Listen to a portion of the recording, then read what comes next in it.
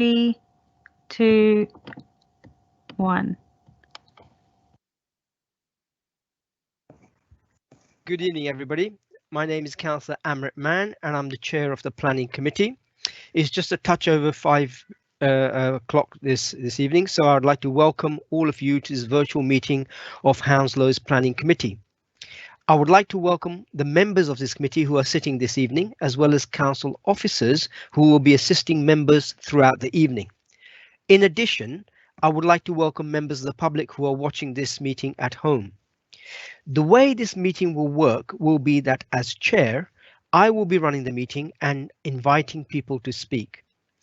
As it is very easy for people to speak over each other in meetings like this, I will ask each member or officer to speak in turn at the appropriate stage. This will mean that there should normally be no need for people to interrupt or to ask to speak. However, I shall make sure that members have ample opportunity to ask questions and make comments on the reports and applications before them. The exception to this arrangement will be the legal, committee or planning officers who may turn on their microphone to alert me to any legal, governance or planning issue that needs addressing, although I would expect this to be a rare occurrence. In addition, we have a producer of the meeting for our ICT department who may also contact me if necessary, but I think it's unlikely if all goes well, as we hope it will, and we pray that it will. The etiquette for members of the committee and for officers who are expecting to speak will be to mute your microphone until you're asked to speak. This means that only one person will be speaking at a time and there will be no background noise, making it easier for us to follow the meeting and also for those watching at home. I will also ask members always to say who they are and when they make a contribution, and to speak slowly and clearly for the same reason. We have 6 members of the Planning Committee that are here with us this evening, and it is we who shall be making the decisions. Officers of the Council will provide assistance and advice as required, but the final decision will be made by the members. So I would like to introduce each of my members here tonight one by one. I will start. As I said, my name is Councillor Amrit Mann and I'm the chair of this committee. I also am a councillor for Heston East Ward. Can I now invite Councillor Richard Foote, my vice chair, to introduce himself? Richard. Hi, I'm Councillor Richard Foote. I'm a member elected in Hamworth and I'm vice chair of this committee. Thank you, Richard. Councillor Preetham Garewal. Hi, Councillor Preetham Garewal. I'm from Hounslow Central Ward and a member of this committee. Thank you, Preetham. Councillor Hina Mir. Councillor Hina Mir, elected member for Felton West and member of this committee. Thank you, Councillor Hina Mir. Councillor John Todd. Councillor John Todd at Hounslow, Chiswick Homefield Ward and a member of the committee. Okay, thank you, Councillor Todd. Councillor Mohammed Umair. Hi there, Councillor Mohammed Umair, Councillor for Felton West Ward and a member of the committee. Thank you, Councillor Umair.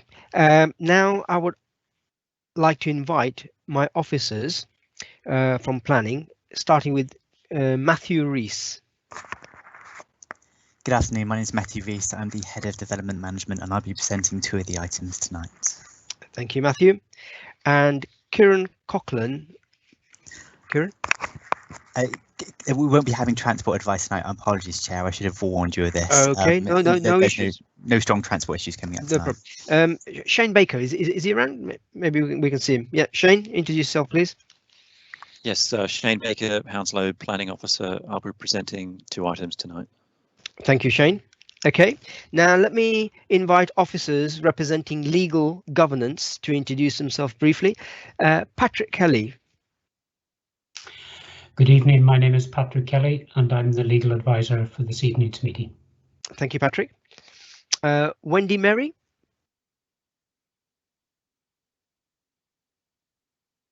Good evening, I'm Wendy Merry and I'm from Democratic Services. Thank you, Wendy. Chaspal Sandhu. Good evening, I'm Chaspal Sandhu and I'm here from Democratic Services. Thank you, Chaspal. Okay, so if I can ask everybody to mute their microphones and officers to turn their cameras off. We also have officers acting a producing role for the technical side of this meeting, but as they're not expected to be involved in the discussion of this meeting, I thank them for their help, but will not ask them to introduce themselves. So there's some further information. Members of the public are reminded that the agenda and all the reports being considered by the committee tonight can be found on the council's website under the planning committee meetings page. So if you want to see them, that is where to look. I also want to make sure that all members have seen the agenda and reports. Please speak now if you've not had them. I would take it that everybody's had them. So if I don't hear anybody say anything or object, I would just take it that everybody's got all the reports. Okay, so I would like to remind members of the need to hear all the evidence in each report we are considering tonight. This is a legal requirement, and I will be asking you to confirm you have heard the whole debate before you vote on any matters this evening. If you should find you're having technical problems and you need to log out of the meeting and come back in, please let me know immediately, ideally beforehand, but if not afterwards, by turning on your microphone. This would be a permitted interruption. We can then decide how far we need to recap if that is necessary, or if the member needs not to vote on that item. Finally, I would say to any members of the public listening or watching, thank you for joining us this evening. We hope that this meeting will go well, but any virtual meetings may suffer from an unexpected technical hitch, so please bear with us. I should also clarify that this meeting is being recorded and it will be made available on the council's YouTube channel in the next few days. Contributors to the meeting are asked to remember that they will therefore be included in the recording of these public meetings. So, thank you. We will now move on to the first item on the agenda. Apologies for absence. So we have a full house, so there are no apologies. Let's move on to item 2 then, which is declaration of interest under the code of guidance or any other communications from members. So does any member need to make a declaration or give any other communications? Please speak now if you wish to do so. If there's more than one person, I will give you the order that you can speak. Is there anything there that jumps out? No? Okay. Yes, we all had emails on item 4 and 5. Okay, so basically I would just take it for all members, that's all 6 sitting tonight, that they've had some sort of communication on items 4, 5, possibly 6 and 7 as well. Yeah. Yeah. Okay, so let's cover that. Yeah. Okay, thank you. Let's move on then to item 3, which is the minutes of the meeting held on 7th of January. I intend to take both corrections for accuracy and any matters arising together. So let's go through pages 3, 4, and 5. Can we agree those minutes as being a accurate record of the meeting, colleagues? Agreed. Agreed. Agreed. Okay. Agreed. Thank you. Thank you very much. Okay, so I would usually now sign a physical copy of the minutes, but as this is currently impractical, I shall ask the committee officer to ensure that I am provided with a paper copy to sign either by post or when it is possible to attend Hounslow House. In the meantime, the minutes will formally record that we have agreed the minutes as a correct record of the last meeting. Okay, so now we move on to the substantive agenda and just protocol following how we're going to proceed. Where we need to make time contributions, I will ask the legal officer to alert me when allocated timings have been reached. I will also ask him to alert me prior to the guillotine being reached if we have not concluded the meeting by that particular time. May I remind all members, officers and public speakers at this meeting to introduce themselves each time they speak and also to turn off their microphones when they have finished speaking. It is also important to speak slowly and clearly so that everybody can understand what you're saying. Finally, if you're making a reference to any agenda documentation, please give the page and paragraph details. So I think that that's fairly clear. Just for speakers and objectors, the procedure for this is that the process of an application with speakers is as follows. The officer will present the report and members will be able to ask questions. If there is a ward councillor speaking, which there is none, I will invite the councillor to speak first, but as I said, there are none. Members will have a chance to ask questions of that speaker. I'll invite the objector to collectively speak for 5 minutes. In this case, items 4 and 5, we're going to take them together. So I'm going to give them leeway, and it may be a maximum of 10 minutes, but I don't think they will require all that. Then we'll move on to the applicant to make their presentation, and similarly there'll be a chance for asking questions by the members of that applicant. And then eventually officers will do a quick mop-up of any additional points that have been raised. And then members will go on to the questions and debate element, and then we'll move to a vote. I think that process is fairly clear. So we have speakers on items 4 and 5. Can I ask Shane, who is going to present the report, to do an in-depth presentation? Then I will ask the objector, then I will ask the applicant to speak, and then we will have opportunities to discuss it amongst ourselves. Okay, so Shane, off you go.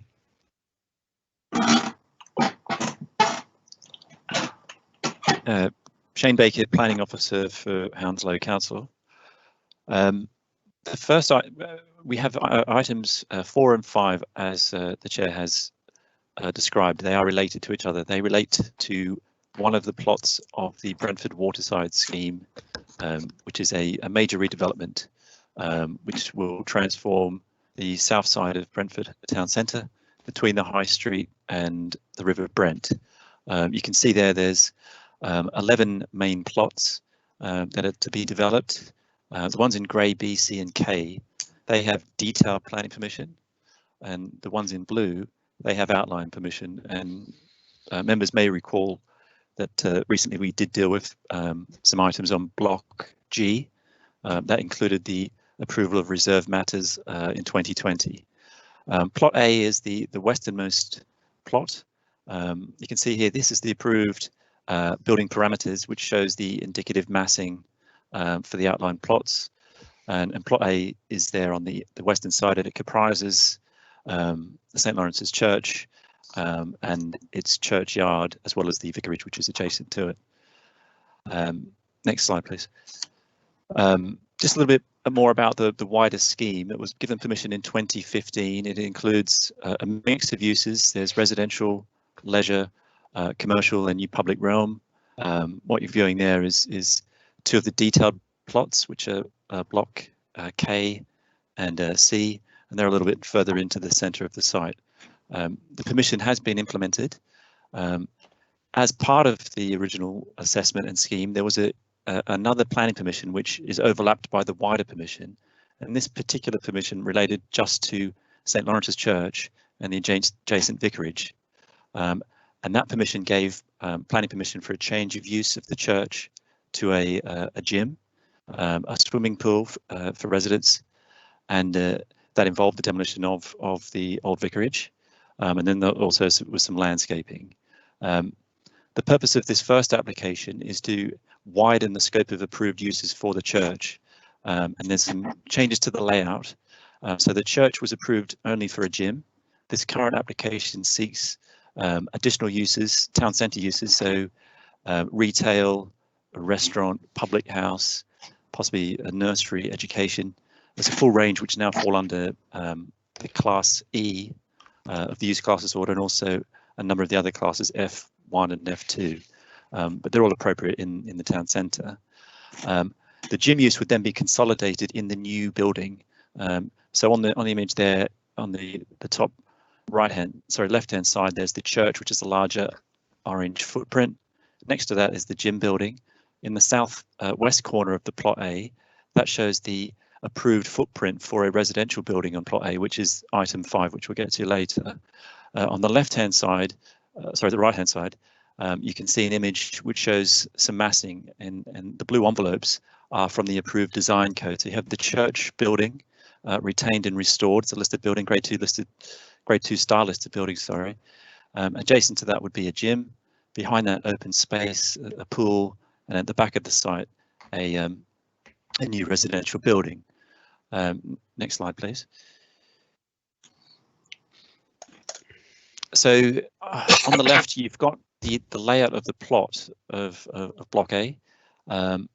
Most of the churchyard is within that plot. Some of it lies in what's going to be a new road adjacent, but you can see St. Lawrence's Church, the church house or the vicarage, and then behind that to the rear is the burial ground. On the right hand side, you can see that the red outline shows the portion of this site which is part of this application, and it involves the restoration and refurbishment of the church, just to bring it up to standard so that it could be let.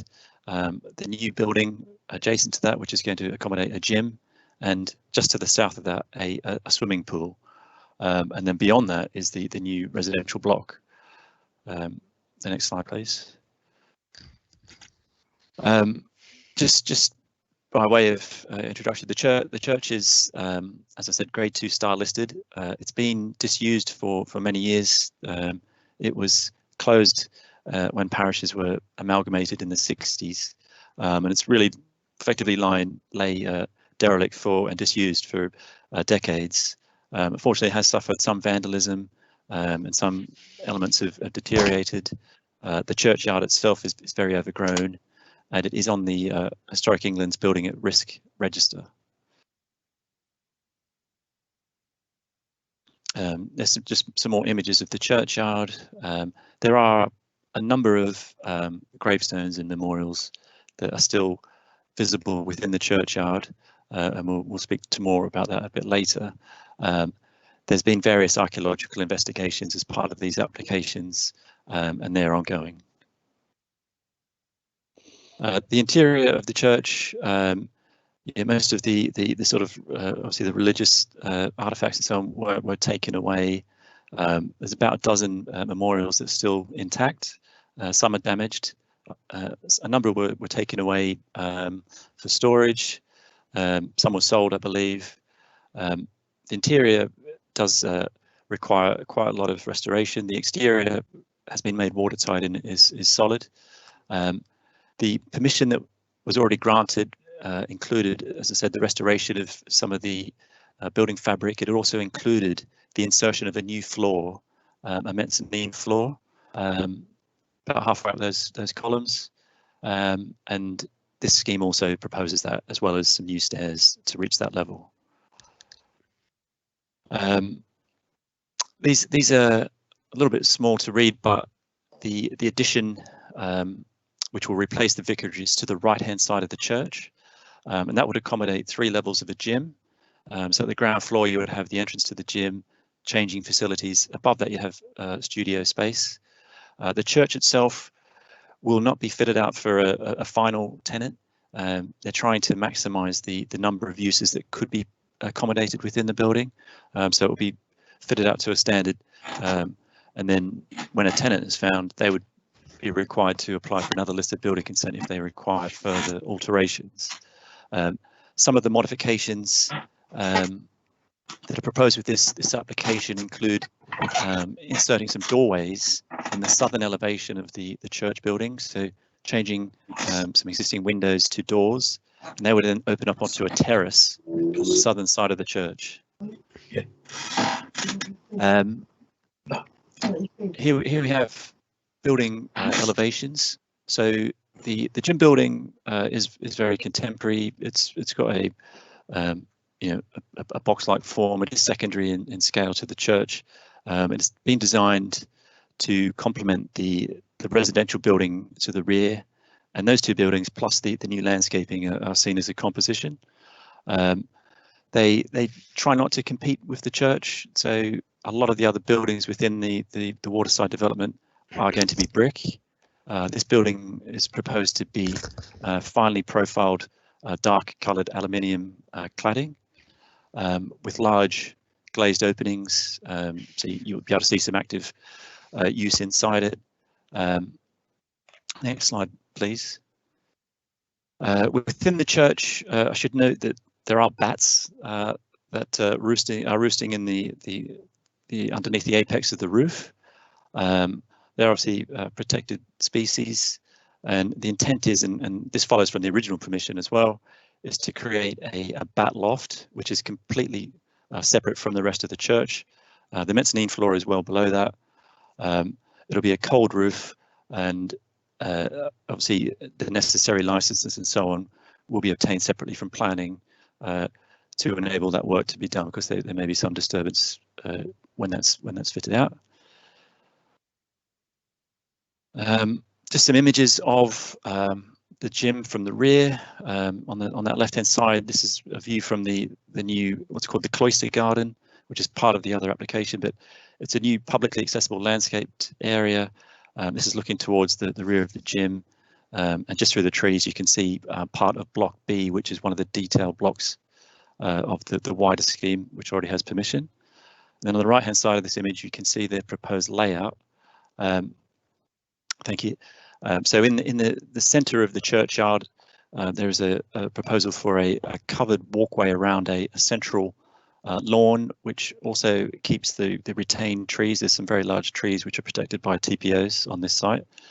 To the south of that, there'd be a more natural woodland garden. To the right hand side is the resident swimming pool, which is associated with the gym. And then beyond that is the new road, which will also serve the supermarket basement of the adjacent block. And that's known as Cllr's Yard.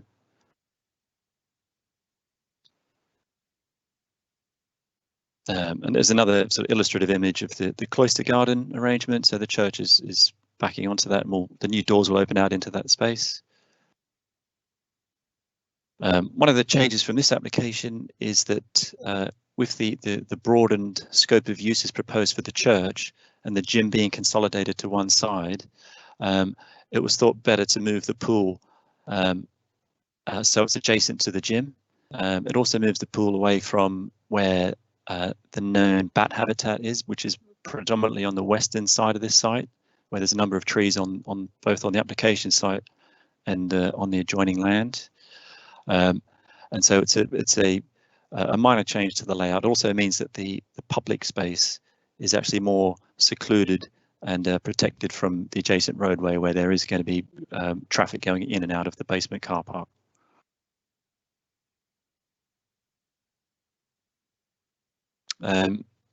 This will probably come up in further presentation perhaps, but there has been, as I said, a number of surveys of the site.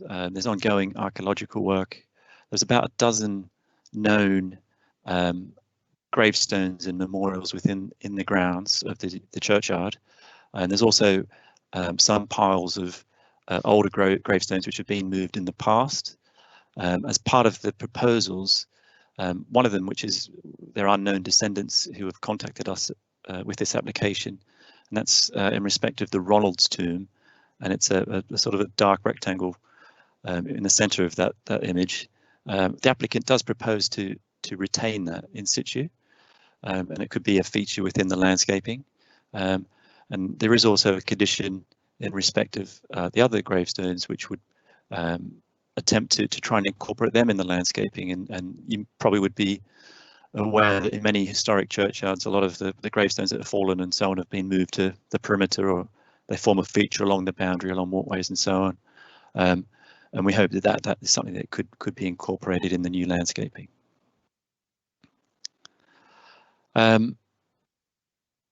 This is just an image. There is an issue in respect of, it has been raised in objections about the sustainability and the design of the energy source for the new uses and the new building. The original planning permission did have an energy strategy, which was proposing a combined heat and power system, which would serve the whole district, the whole wider site. So each of the plots would be receiving their energy and also heating and hot water through a gas-fired plant on one of the plots, which is on plot K. This just shows some of the network there. It is a historic energy strategy, and with the decarbonisation of the electricity network, the performance of this relative to other types of technologies is now lower. The details, part of the details have been approved. There's further details that will be submitted for consideration as part of the wider planning permission conditions. The developer has committed to the system and designed the system around it, and I think they may speak more to it. The only thing for me to note is that the proposal does align with that agreed energy strategy. The London plan is shifting away from that sort of system. As I said, as the wider electricity network relies more on wind and solar and so on, the energy is that network is now becoming more decarbonised. But the London plan does make allowance for and does prioritise district heating networks, and for strategic sites there are some limited instances where it would still be preferable to have this sort of system because it is inherently efficient in heating multiple sites and providing energy through that particular type of network. Next slide, if you can. As far as the trees go on the site, there's a tree survey drawing there on the left. A number of the trees, about half a dozen, are protected under a tree preservation order. They're predominantly at the front of the site and also some in the centre. The orange circles show the trees that are proposed to be removed. There's one other tree towards right on the western boundary, which they're still, I believe, to review.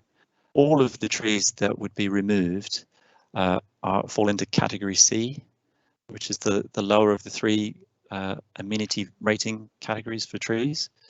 In total, I believe there's 15 trees across the whole site that would be removed, and they're proposing to replant 13. But in addition to that, there is obviously a lot of additional shrubs, landscaping and so on. And they'd also be removing various weeds, including some, I believe, Japanese knotweed on the site. And then just on the right, just for sort of historic purposes, you can see that there actually were some doorways out into the churchyard. I'm told that those images are sketches from about 1800 and 1809. But overall, the changes to the proposal look to bring it in line with the wider design. So now that we have the reserve matters for plot A, which I will get to, the new gym building will complement that. The new landscaping scheme is very high quality, I believe. There is a condition which secures public access to that from dawn to dusk. The changes to the church, the alterations, obviously, the refurbishment is very strongly supported. It's a building which has been derelict for a very long time, and the proposal to widen the scope of use is intended purely just to ensure that it does get brought back into active use. So on those grounds, we have recommended approval. There's a planning permission recommendation, and there's a listed building consent recommendation, both for approval. And that's the end of the presentation for item 4. Okay. Do you want to pick up item 5 as well? Yes. Okay. Got another presentation for that. Some of it replicates what you have seen. So as part of that, the original permission, as I mentioned, there's various plots which have outline planning permission. And plot A, there was outline permission given for a building of up to 7 stories in the southeast corner of the site, which is the sort of orange and red polygon on plot A. And then you can also see the massing of it in the image on the right hand side. This building would contain 18 2-bedroom units. The ground floor would be an estate sort of amenity area. So for the people within the wider development, they would be able to come to this site, I believe, where there'd be residence lounge. They'd also have access to the swimming pool and the gym. And you can see the application boundary for this part of plot A on the right hand side there, and I've just marked the residential block in that corner.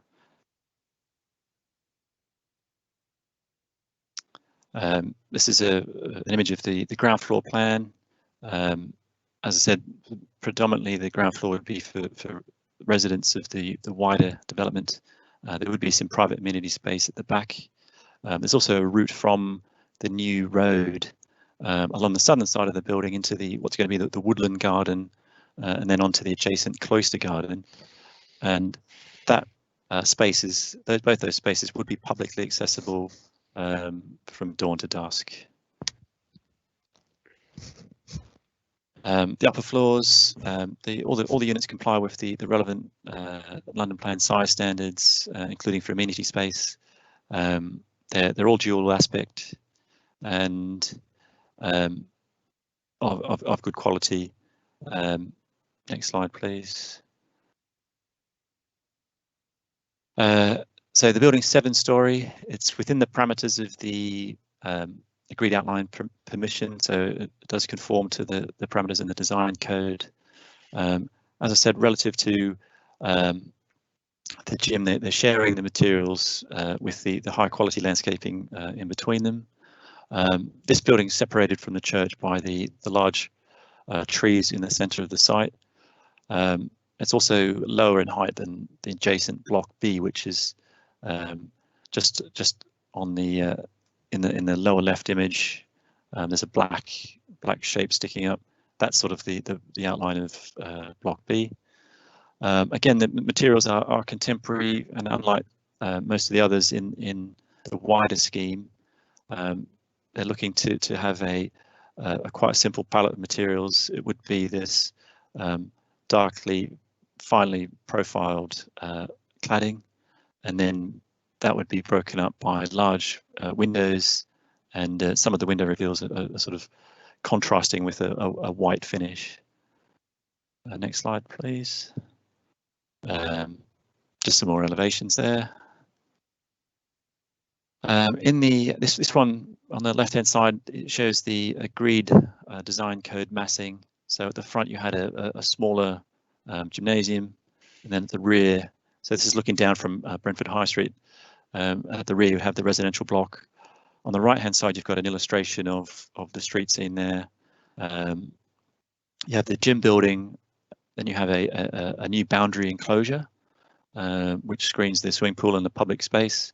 Beyond that, the landscape gardens, and then at the far end you have the new block.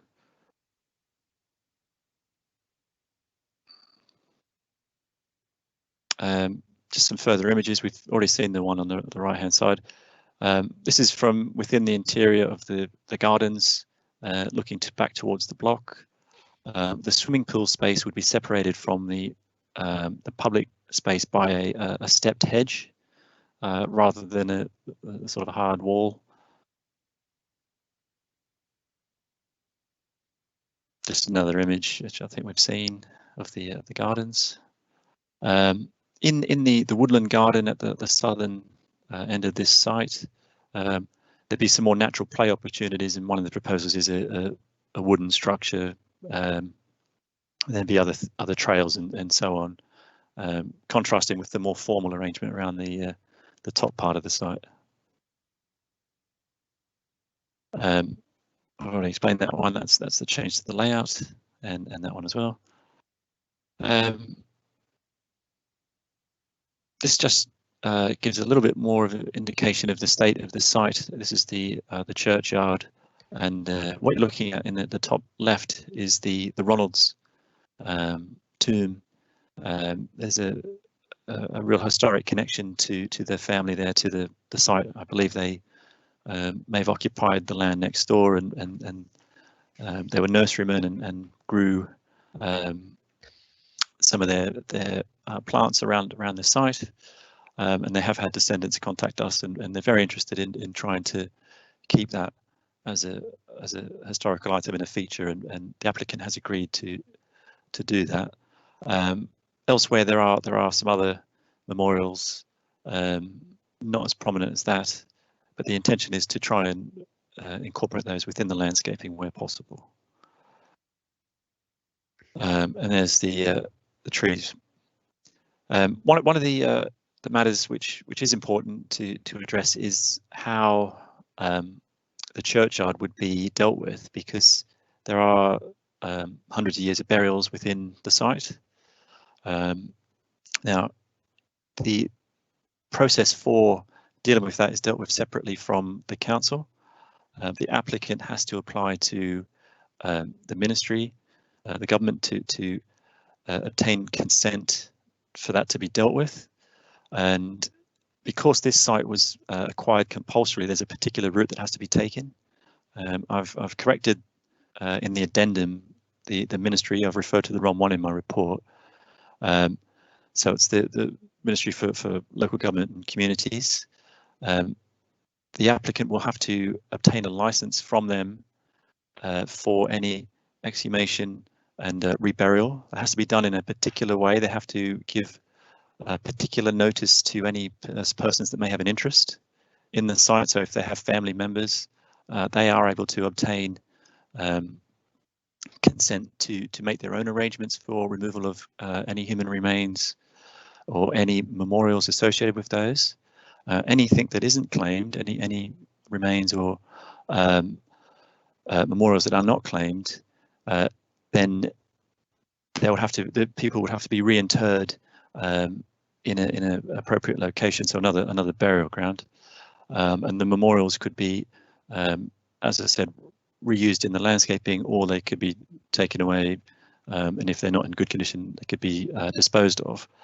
The condition that we've put on the recommended conditions specifies that they cannot do any work that would affect any human burials without getting the necessary consents and going through those processes. And as I said, effectively that is something which is set out in legislation. It's not within our remit to intervene within that. The applicant has to sort that out. But there will be opportunities for anyone who has direct interest in, if they have ancestors and so on in the grounds, to make representations and also make their own arrangements. So overall, I think both of the schemes read together, they are high quality. They do fulfil the design code objectives. They're consistent with the original permission, and subject to those safeguarding conditions which we're recommending. Approval for the reserve matters is also recommended. Thank you. Okay, thank you, Shane. Let me now invite my members. Questions to Shane, starting with Councillor Richard Foote first. Richard, any questions to Shane? Yeah, just a short one really about the burials. I mean, I noted on the headstone that you showed was somebody from the Royal Artillery with a death in 1917. I mean, obviously, direct people linked to those would probably be passed by now, but there could still be relatives around that are only one step removed from them. I know, from my own personal experience, that's the situation. So I can understand a really high level of sensitivity there. So, I'm pretty certain that's the way you've approached it, as well as the ministry as well, Shane. So really not really a question as such, but yeah, it's something to say. So we should be looking at, and I'm glad we seem to be. Yeah. Okay, thank you, Richard. Let me move on to Councillor Preetham Garwal. Any questions to Shane? Thank you, Chair. Yes, Shane, I'm quite happy they're replacing those 15 trees by 30, which is a good thing. But I hope they are good quality ones. The reason I'm asking you, in my ward, there are some trees, they when the fruit comes, like small berries, and they really mess on the road and on the footpath, and they block the drains. So what type of the trees they're going to plant there? Any idea? No, we don't have the exact final details. There are conditions which will require the full details of species, sizes, and the exact locations to be provided. I mean, there is, I think obviously with the bats and so on being on the site, they obviously would like to have the native species. There's also a talk, because the Ronalds family association with this site, I think they had orchards and things like that. There might be a possibility for something which refers to that, but the details are to be agreed at a later date.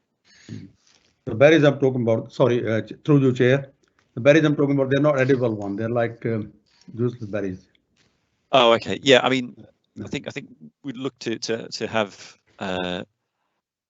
maintenance as is part of the details that are to be agreed. So hopefully there would be low maintenance and not be dropping the berries and so on. Yeah, thank you. Okay. Councillor Hina Mir. Hina, you still on the line? Hello, Chair. No questions from my end. Thank you. Okay. Councillor John Todd. Yeah, good evening, Shane. Thank you for your presentation. I've got a few questions, but I want to make sure I understand the context. Why was it necessary for us to invoke compulsory purchase on this site?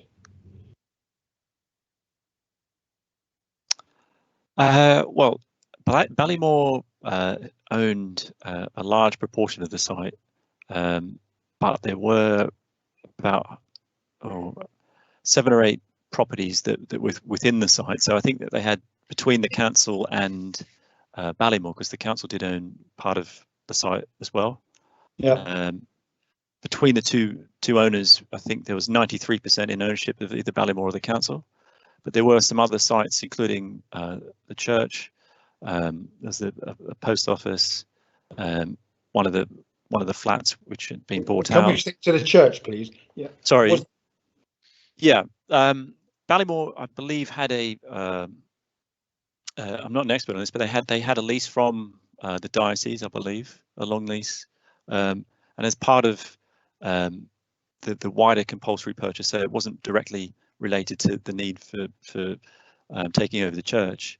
As part of that, because it was part of the planning permission, it became incorporated within the CPO, and at that time it did sort of negate any other sort of restrictions, and it sort of cleans the title as such.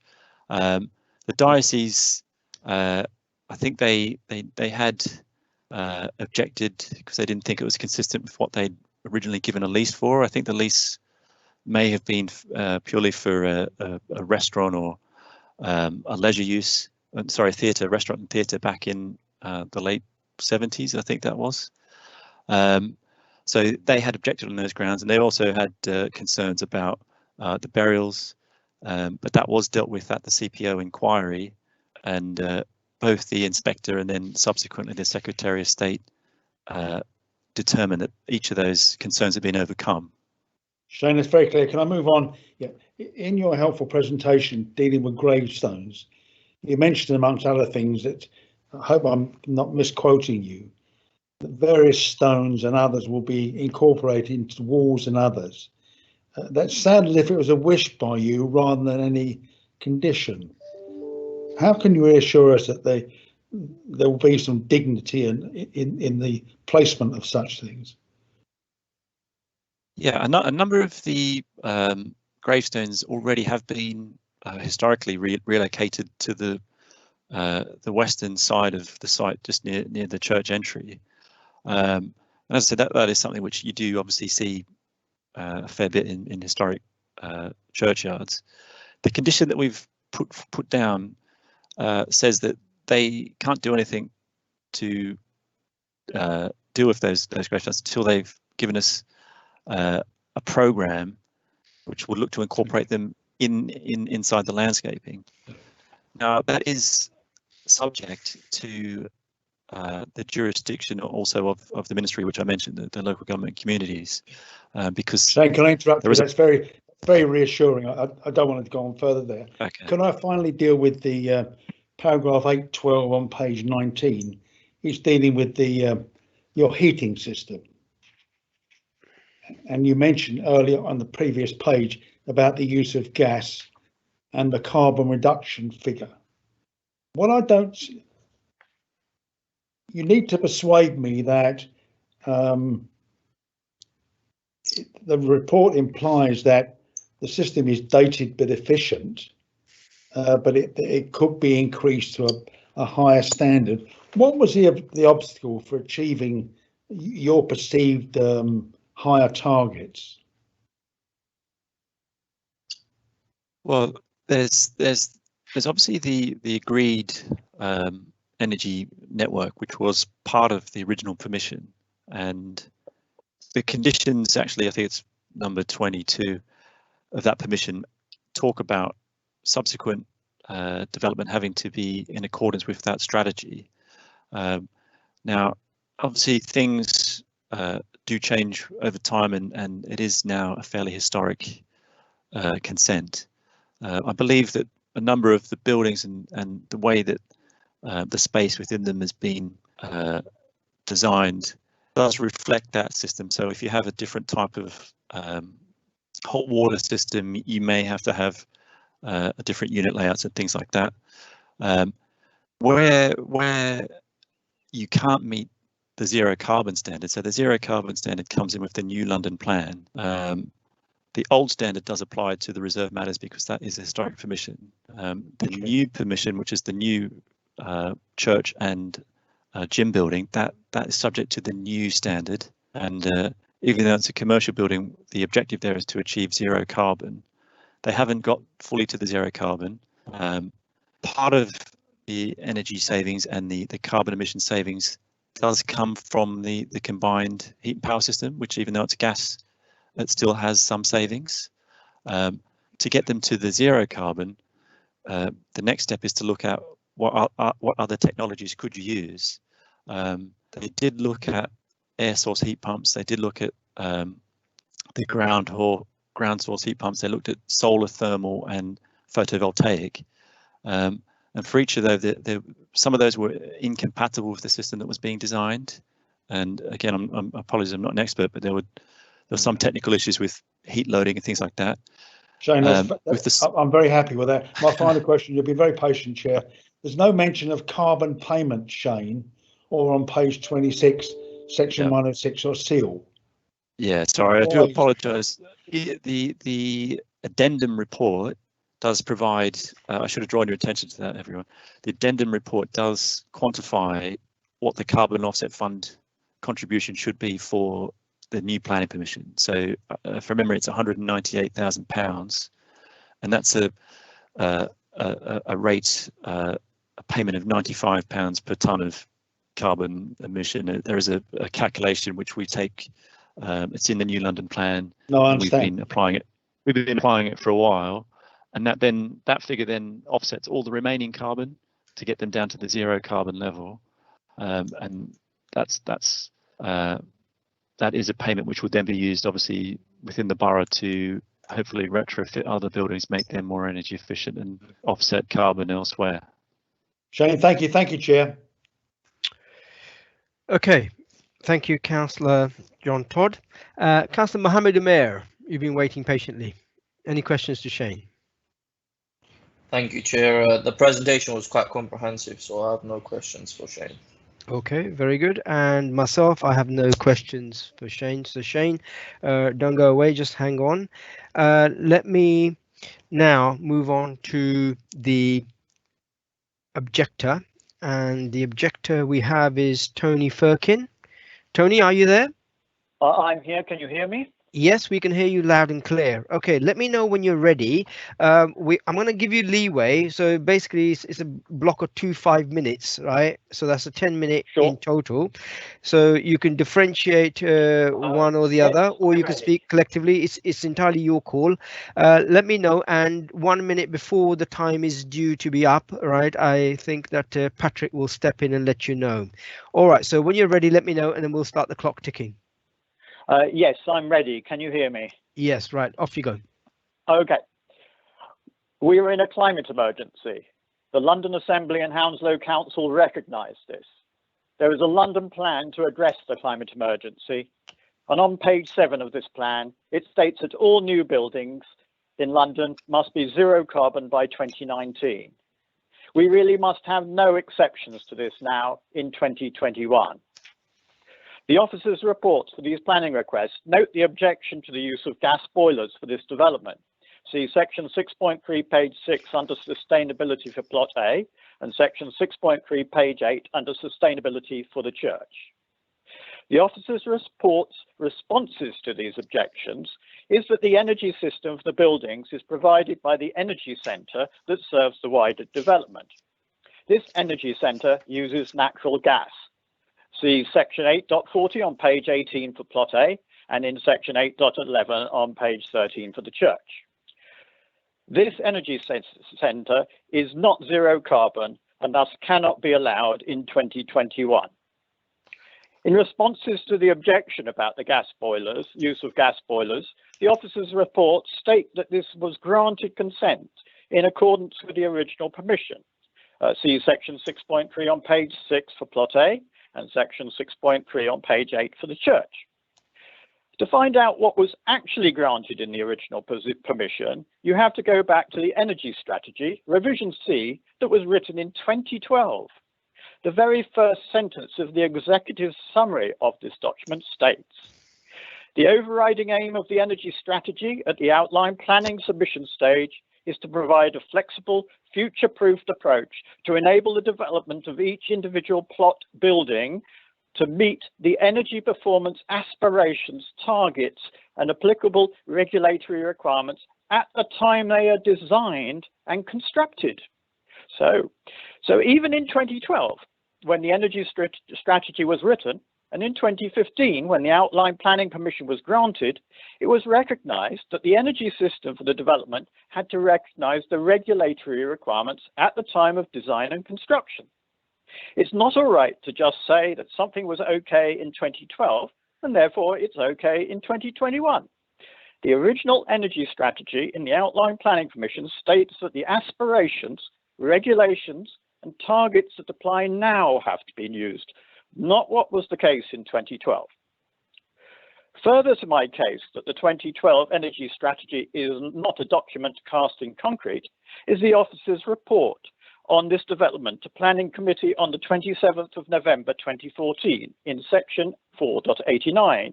It says about sustainability, it will be subject to detailed review at the time of the submission of reserved matters. And in section 4.92, it says, assess the potential for renewable energy sources. So the Planning Committee were told in 2014 that the renewable energy would be addressed now at this planning meeting. It is not acceptable to dismiss having a detailed review at this stage, saying it got decided by outline planning.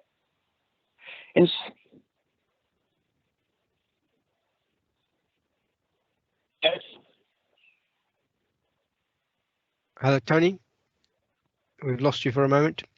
Hello, Tony. Hello.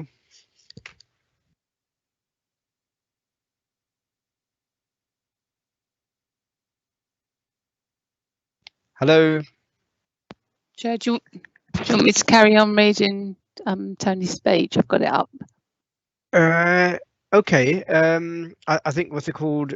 It was 1 minute, right? Yeah. So basically, we'll give him that. But if you carry on, yeah, and then if it's a minute extra, we'll give him if he comes back online. All right. All right then. Okay.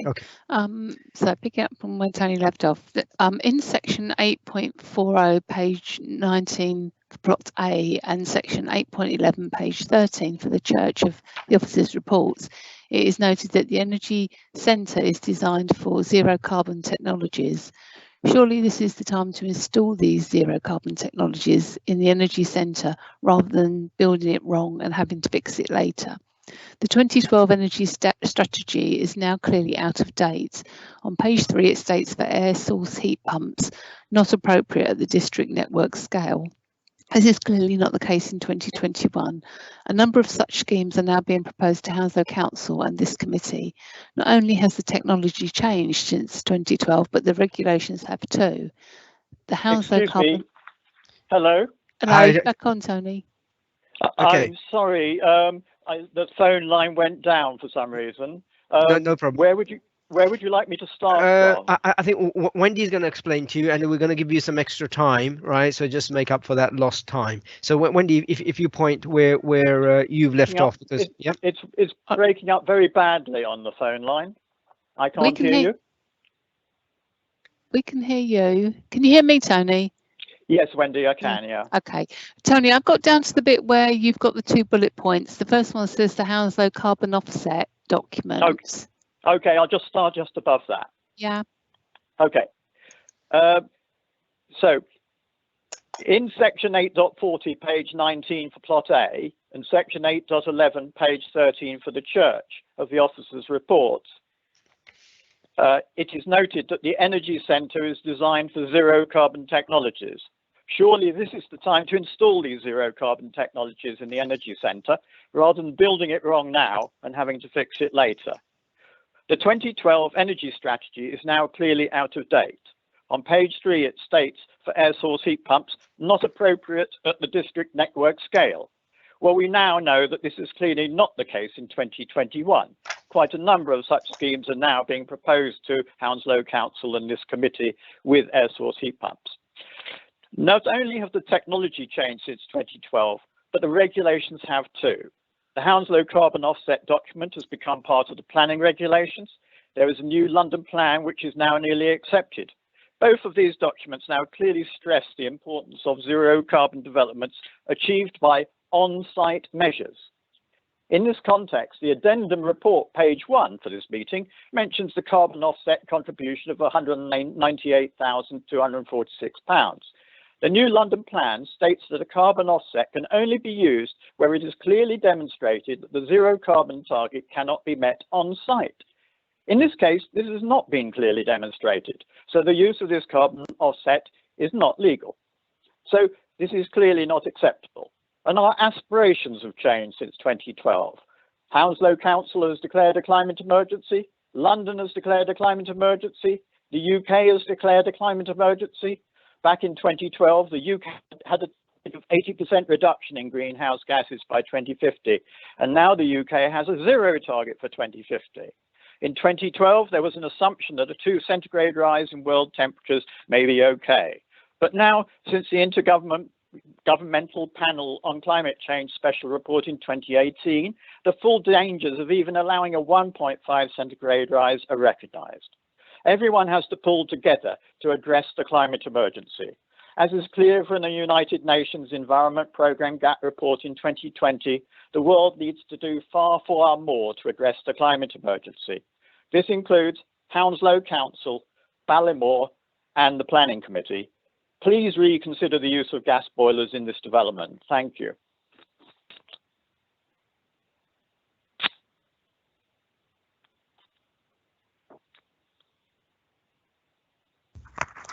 You're on mute, sorry, Councillor Mann.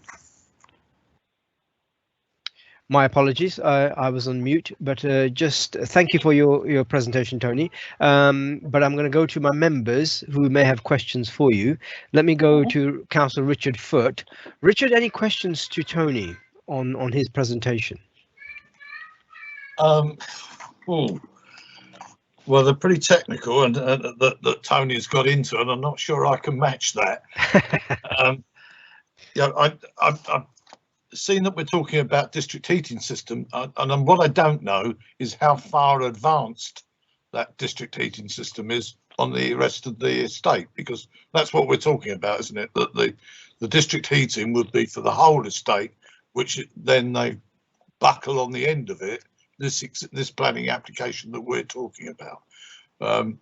So I you know, this is seems to me to be more complex than just a straight numbers here, numbers there. I don't know, maybe Tony can tell me that, you know, is it where we are with that situation. I don't know. If not, then maybe the officer. I just don't know. I'm in some confusion there, because if there is a problem and the district heating is being up and running, then to shut that down and install heat pumps across the whole estate just might not be economical, or in fact hitting any of the targets that we're talking about. I don't know. We're into a, you know, a situation that's not clear. Okay, before I get Tony to come in, it might be something that Shane notes. Then we'll have a discussion on it when we go to the discussion side of things for him to answer any outstanding questions. In the meantime, That's Tony. fine, Amrit. I'm totally aware of the confusion that goes around this, and I think it's not a straight yes and no answer. These are things that are more complex than that. Okay, so between Tony and Shane, we'll see if we can be unconfused. Yeah. So Tony, do you have an answer to Councillor Richard Foot's question? Well, the answer is that the original energy strategy and the conditions that were laid down in 2014 and 15 did envisage that as technology went forward, then the energy strategy for this development would have to become zero carbon and would have to introduce things which were a lower carbon. Otherwise, this country is not going to, if we can't change this development, this country is not going to get to zero carbon in 2030 as Hounslow would like to, or zero carbon in 2050. Or the alternative is that this development is so cast in its way of doing its energy strategy that these flats will be unsellable in the future because there will be legislation that you cannot burn gas. So they might become kind of unusable, and it will be a sort of a crisis like the cladding crisis at the moment. When you build the developments wrong, you then have to go back and spend a lot of money later repairing them. Okay. All right. Thank you for that, Tony. We'll see what Shane has to say, but that'll be later on, right? So let me move on to Councillor Preetham Garawal if he's any question for Tony. Okay, Chair. Thank you. No questions. Okay. Councillor Hina Mir, are you still on the line? Hello, Chair. Yes, I am. No questions from my end. No questions. Okay, that's fine. Thank you. Okay, Councillor John Todd, any questions to Tony? Yes, please, Chair. Can you hear me? Yep, we can hear you. Thank you, Tony. Your last comment that the strategy set in 2014-15 envisages an enhancement of the energy strategy. What credibility do you put on the word envisages? It's not mandatory, is it? No, but my case is that it is now mandatory because these matters are coming up for this planning committee, which has to consider the regulations and carbon offset regime as it currently stands. What I'll read you out what the original energy strategy said is that the energy centre has been designed to accommodate the addition of future renewable technologies. Where suitable low zero carbon technology to become commercially available, viable and implemented, significantly greater carbon reductions could potentially be achieved at the Brentford High Street Master Plan. So that's in the original 2012 statement. So it was envisaged that they would have to come along at some later date when more suitable zero carbon technologies were commercially viable and put them in. Okay, that's clear. But again, that's a sort of an open statement rather than a mandatory direction. You've heard what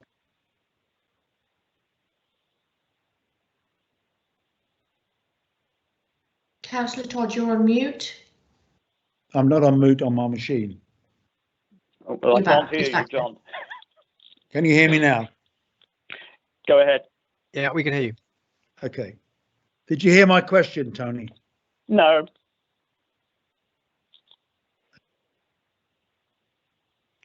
No, you're still on mute, Councillor Todd. Someone's muting me. I'm not muting myself. Okay, Chair. Thanks. Yeah. Let's be particular there. I lost my question there. Yeah. You mentioned the London plan. The London plan is not in operation at the moment, is it? No, the London plan. Well, it's very close to becoming operational, and you know, as it becomes closer and closer to being the new London plan, more and more notice should be taken of it by this planning committee. So it's not a kind of no notice taken one day and then it's approved, and then the next day you take a lot of notice of it. But what a lot of the things which are said in the London plan are already in the Hounslow carbon offset document, which does apply to all planning requests coming to this committee. So things like the principle that you should reduce emissions on site already applies, because it's in the Hounslow carbon offset document, which says that you can only give an monetary offset once effectively you've exhausted attempts to remove the emissions by the design on site. Okay. So you don't accept the report submission saying they've looked at it and failed?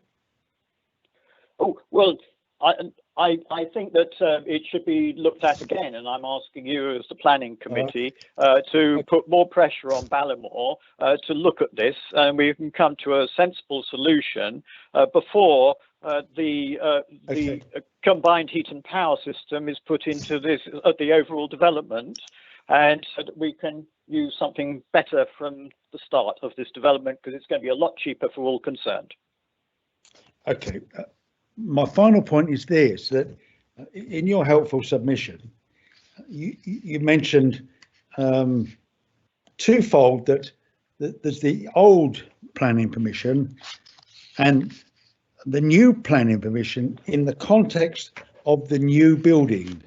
And I think what you said, words to the effect that the obligation under to have none gas was solely for two parts of this proposed building. Is that correct?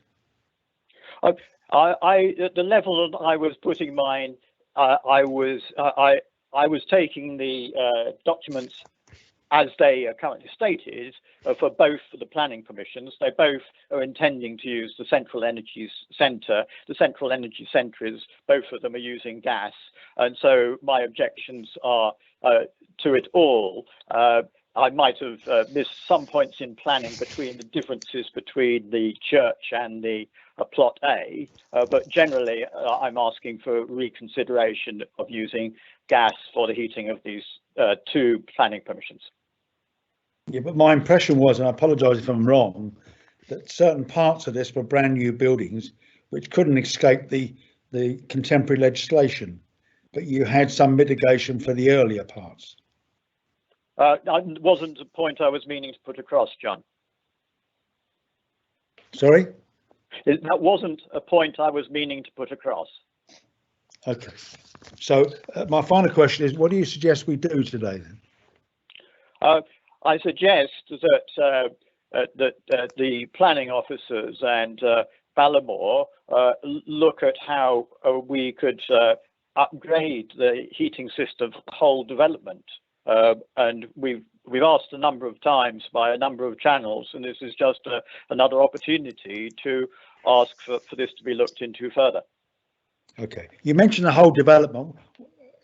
What do you mean by that? What's your definition of the whole development? Well, I mean, it will go from in the east, plot G, where I came to address the planning committee on that about a year ago, to all of the blocks. I would much prefer it if they were heated as envisaged with a zero carbon technology. But some of those are outside these applications, aren't they? Well, they are outside the application. You were just asking what I would like to be done about it, and I think the most sensible solution is a wider solution than just look at these two planning permissions. Okay, thank you for your time. Thank you, Chair. Okay, thank you, Councillor Todd. Now, Councillor Mohammed Amir. Councillor Amir, any questions to Tony? Thank you, Chair. The only question I would have for Tony is he's mentioned it quite a few times that he'd like the applicant or the council to or the officers to advise on a more enhanced power system or a heating system as an alternative. I'm not sure whether he's stated anything or there is any of the systems that could currently replace this, and whether it's feasible cost-wise. Does he have something in mind that we could that we may not be aware of and we can recommend as part of the application? Tony? Yes. So in other developments that have come forward to your planning committee, including the Frank Towell Court was a kind of a large system. They were considering air source heat pumps. You're shortly going to get forward the home base and the Tesco Osterley site. Those have also looked at the use of central air source heat pumps with district heating networks. So I think there are some credible examples that have come forward to this planning committee and are well known by the officers Shane and Matthew, which could be started as a starting point for discussions with Ballymore. Mohammed? Yeah, thank you, Tony. That's fine. Thank you. Okay. All right. Okay. I, as chair, I have no questions for Tony. So Tony, thank you very much for that presentation. Let me now move on to the applicants. The applicants are Luke Emerton, the lead, and with Matt Stone and Valerie Mulvin. Yeah. So let me know when you are all ready, and then in the same light you have a similar 5 minutes for each item, and you can differentiate into 2 5s, however you want to do it, but you got a total of 10 minutes. So let me know when you're ready. Thank you, Chair. Luke, my name is Luke Emerton from DP9, and I'll be leading the presentation from this side. We are the planning consultants advising Ballymore on the redevelopment of their Brentford project. Personally, I've been involved in the project since 2010, and I'm really pleased to see this part of the ongoing commitment to the regeneration of the town centre, especially given the pretty awful year that we've all had. The development will bring about significant benefits to Brentford and to Hounslow more widely, and the 2 schemes before you tonight demonstrate Ballymore's continued commitment to design quality, careful adaptation and respect of local heritage assets, and delivering on social and environmental enhancements that were embedded in the original outline consent. I will keep this brief, Chair, as we don't need to or wish to go over ground that's already been covered by your officers. Suffice to say that we acknowledge the detailed assessment and consideration that's been undertaken, and obviously welcome the recommendations that officers have made in both reports. In terms of the church application, we've worked very closely with your planning and design and conservation officers, and bringing back the Grade 2 star listed St Lawrence's Church into use and removing it from the buildings at risk register can only be seen positively. The building has not been used since the mid-60s, as you've heard, so here we are tonight, 60 years later, to see its next stage of life. As officers have noted, there is an implemented consent for the church, which formed part of the Brentford master plan, but this was for a private gym associated with the development. The revised scheme proposes to relocate the gym onto the site of the former vicarage, which has allowed Ballymore to propose a broader, more flexible use for the church itself, which will bring about public access for all. Again, something that hasn't happened for a very long time. Given the current climate, and as mentioned by officers, we cannot commit to the exact use of the church, but the inherent flexibility that the permission will secure allows Ballymore to seek the most appropriate user for the space without planning restrictions. There are obviously wider benefits to this proposed scheme over the consented, which have been touched on again by officers. Whilst the vestry is a more modern extension to the church, this feature is retained and reused. In addition, where the consented scheme connected to the church, with a new build element to the vicarage, the church now stands alone and its eastern elevation is untouched. The pool is retained but is moved from the western to eastern side and now contains less structure both above and below ground. This is important both visually but also in respect to the potential disturbance of the burials, which you've heard about this evening. And also it's important to note the relocation of the pool has protected an identified bat flight path into the roosting areas of the church roof, and we're building a new bat loft in the roof to accommodate the brown bats that currently reside there. With regards to the Reserve Matters application for Plot A, we're very pleased to be promoting a very high quality scheme as the next stage of the regeneration of Brentford. This follows lengthy pre-application discussions with officers, which was positive and constructive and resulted in responsive revisions throughout the consultation process. As you've heard, the proposed development follows the principles established in the design code and parameter plans that were approved at the outline stage, and the scheme sits very comfortably on a very important plot, complementing the character of the church whilst creating a high quality bookend at the western end of the development. There is an obvious interrelationship and integration between the reserve matters and church applications, and the reason why we're taking both of these together this evening. And this application includes much of the churchyard area that's already been discussed, with particular reference to the tombstones and burials. Notwithstanding the importance that we all place on following the correct statutory procedures and guidance to address such matters, there is a real opportunity here to deliver meaningful and varied public open space to everyone. There's around 350 square metres of additional open space when compared to the consented scheme. And as you've heard, while some of the trees will be removed along the eastern edge, these are trees. And we will be protecting the higher category trees around the site, supplementing these with new planting as part of the high quality landscaping. This really won't be a kind of sterile or bland open space. It will have character, it will have variation, there'll be integrated children's play space, and it will provide a linked space for the new use within the church. I just wanted to touch on a couple of things, Chair, that have been mentioned this evening, both by members and by the earlier speaker. The first is just continuing the discussion regarding energy and sustainability, and we acknowledge the comments that have been made, but as explained by officers, the outline permission upon which of each of the reserve matters applications that follow must be based provides for the centralised heat system, which is currently being built as part of phase 1, and the gas supply is secured. In this instance, the scheme still achieves more than the 35% carbon savings target, the minimum 35% carbon savings target, and will be supported by the carbon offset payment in line with policy. The building will therefore be carbon zero as required by the London Plan. The London Plan allows that to happen for carbon zero to be achieved. To be very clear, the outline energy strategy sought to meet targets in policies at the time of the reserve matters being submitted. And again, that is being achieved by what we are doing now. We are meeting more than the 35% and we are offsetting the carbon savings. So it cannot be said that we are not compliant with policy. Whilst we don't challenge the principle of responding to a climate emergency, you'll all appreciate that an outline scheme has its own course of action, and due to the longer timescales involved, newer alternative approaches to energy at each reserve matter stage cannot be feasibly introduced, which may undermine the site-wide approach that's already been installed for phase 1. Some of the instances and examples that have been given by the earlier speaker are obviously much more recent new planning applications. They don't have a historic basis, they don't have an outline permission.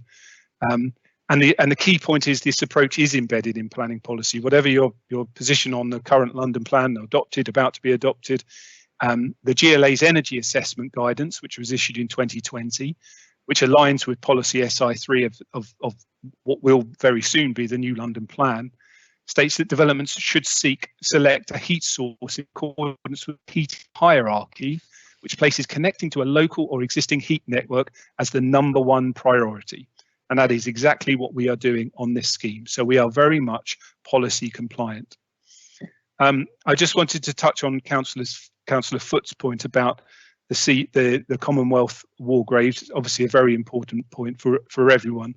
And Ballymore have carried out assessments, consultation in full accordance with statutory requirements. This is obviously a very sensitive issue that deserves the comprehensive review and agreement. There has been extensive initial investigations and evaluation by experienced archaeologists, who have informed the next steps in what is an unusual and slightly complicated process.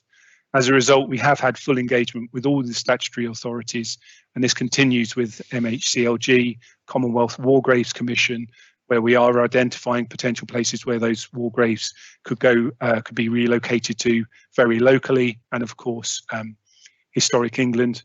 Continue to engage with the local authority in respect to Ronald's tomb. We've integrated that into the landscaping and the remaining headstones in the churchyard. And as you'll see from your report, all of those matters are covered by very clear and comprehensive planning conditions, and will continue to engage as the works commence on site. Chair, we welcome the officer's recommendation on both items. I'm joined, as you may see on the video, by Matt Stone, and I think you met Valerie, our architect, earlier. If you or your committee members have any questions, I and they can field them. Thank you. Okay, thank you, Luke, for that presentation. And if you hold fire, let me go to my panel, and we'll start with questioning from Councillor Richard Foote. Richard, any questions to Luke and the team? Yeah, thanks, Chair. I'm pretty sure that Luke has more or less answered my questions about the district heating. So can I just ask that I'm correct in thinking that the district heating is in a long way along the line of actually being installed as a gas-fired central heating system, and that if my head's working right, that the addition of the church and the areas around it would be to that gas heated system without any additional carbon generation. Is that correct, or am I missing a point? I mean, is that how you come to zero for this end building, by the fact that it's coming off the same boiler system, so it's a limited amount of additional burning that it has to do? Yeah, Councillor, the church, obviously there's a previous permission, and that the church was always to be connected to that CHP. It was always part of, it's not a separate part, it's always part of the master plan. It is connected, and that is how the church meets the targets, because it sits and forms part of the CHP. In terms of where the CHP is at the process is at the moment, Matt from Ballymore may just be, he knows much more about the on-site action, so he may be able to just clarify that point for you, Chair. Okay. Luke, thank you. Matt Stone, Project Director from Ballymore. On that particular point, Councillor Foote, yes, I just want to confirm that the delivery of the CHP space is advanced. The space has been formed. As Luke mentioned earlier on, both the gas supply that feeds that CHP plant has been procured and is being brought into the site, and the electrical supply that supplies the rest of the development has also been procured and sized to adequately and properly service the estate based on a gas-fired CHP system. That is an investment of a considerable sum of money. We're talking about seven-figure sums of money here, and that is therefore a well-advanced system. The CHP system is in the process of being fully designed, and through the proper conditions laid down in the existing permission will be addressed through those conditions and then brought forward. So to answer your question directly, yes, that system is well advanced. Can I just put the return on that, Chair? So if I reverse the situation, that if you exclude this particular development that we're looking at from the district heating system, that would not decrease, and then we, for instance, if we excluded it and then put in a system here linked to heat pumps, ground pumps, etc., which achieves this, a zero carbon situation, would that in any way reduce what's happening in the other part of the district heating system? You're all shaking your heads, so I'm assuming. If I could answer, my knowledge of CHP being a planner is not not particularly extensive, but my understanding is that CHPs generally, so the more things that plug into it, actually the more efficient they become. And so it wouldn't, if you didn't plug this in, it wouldn't affect the efficiency of the build of the CHP plant itself, but it is more efficient to link our developments, these permissions, these applications into the CHP to make it work harder and more efficiently. So don't worry about being a planner and not being able to get your head around it. I'm a logistician and I've got terrible troubles getting around it. Okay, Richard, any further questions? Any further? Sorry, you cut out in the middle. No. Okay, right. Let me move on quickly to Councillor Preetham Garwal. Any questions to Luke and the team? No, I'm okay, Chair. But can the officer later on explain us this zero carbon thing? I'm a bit confused there. I know they're complying with the 35%. But Okay. how do they sort of achieve what we'll do is we'll ask straight after this. We'll ask Shane to come in with all of your issues. Yeah. Okay. So let me then move on to Hina. Hina, you still on the phone? Hello, Chair. Yeah. Yeah, Any I questions? am. No question. No question. Okay. Chair. Thank All you. right. That's fine. Councillor John Todd. Yeah. Thank you, Luke, for a helpful presentation. I'm going to push you a bit. What are you using gas for in your CHP? Can I pass that one on to Matt? Sorry, Councillor, if you don't mind. Sorry, yes, Councillor Todd, thank you. Let me just explain, I'm not a technician on heating either, but in very simple layman's language, the gas is the system that fires up the boilers that are located in the plant space that then provides the hot water across the development. So the hot water is then fed out on a district system to provide hot water direct into each residential, commercial unit and landlord space. So you as a major developer are aware of contemporary legislation. We have lots of developers in this borough, and I'm proud to say that a recent application from our social housing, we had a 94% figure on carbon reduction. And the impression I got is it's a lot easier wiring in electricity than it is putting gas pipes in. I mean, are you stuck in a rut? Are you being difficult or ignoring contemporary pressures on climate emergency, or what? I do not believe we're stuck in a rut at all, no. We have to bear in mind that the primary scheme, which had the original CHP system, was started to be developed over 2 years ago. And that is when we brought forward the power supplies needed for the building and the gas supplies needed for the energy centre. And therefore, it's not that we're stuck in a rut, it is that the scheme is being brought forward in a manner that has now wedded us to a particular system. And to change away from that system is simply not practical.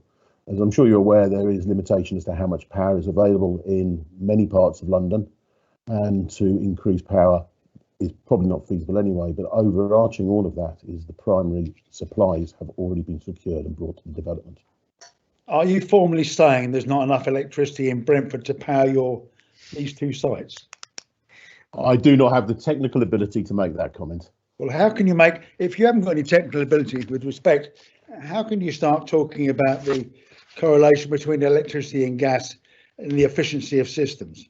Point I'm trying to make, the point I was trying to make, in fairness, was that the solution for the CHP under the original planning permission was gas-fired. We have already procured and installed that gas solution and brought it through to the development. Matt, I accept that. It's a very fair point, and you suddenly can't change this huge system overnight. But you are a big developer with flexibility, and there's some radical changes in this scheme, and I think that it's their scheme with excellent potential. And we're looking for innovation. I think the council's bent over backwards to accommodate you. And what we're trying to say, can we save some carbon in Brentford? And your nostalgic reflection back to an earlier point is valid for schemes of through the in-tray. Well, we're looking for some innovation and some commitment to our climate emergency. I think on that point, obviously we do take that very seriously, as all parties should. But to try and change the scheme now, and again, the scheme is bringing huge benefit to Brentford, and we are already delivering a CHP system to buildings that are underway under a full planning permission, is something that is not practical to achieve. It is not practical. I mean, I'm not a heating engineer, but we are delivering a scheme under the planning permission we currently have implemented and brought forward. Okay, you've been very patient. Thanks very much. Thanks, Chair. Thank you. Okay, Councillor Todd, thank you. Councillor Mohammed Umair, any questions to Luke and the team? No questions for myself, Chair. Okay, fine. Myself as chair, there's no questions. So Luke, Matt and Valerie, thank you very much for that presentation. Let me just move on to Shane. Shane, you're on there? Sorry, yes, Yeah. I am. Shane, some of the members are somewhat still confused in relation to this heating system and the zero carbon. Could you pick up some of their concerns and see if we can make it more clearer? Thank you. I will try. So the London plan has evolved over the time of this permission. When the outline permission was granted, there was a particular standard, particular technologies were recommended, and as things have become more advanced and other technologies have come on board, priorities have changed, and also there's wider changes to the electrical generation system in the country. So as I said, it's decarbonising, so they're not relying on sort of coal-powered fire stations. It's much more renewable energy, and over time, as Mr. Firkins alluded to, the gas, natural gas systems are relatively becoming less efficient.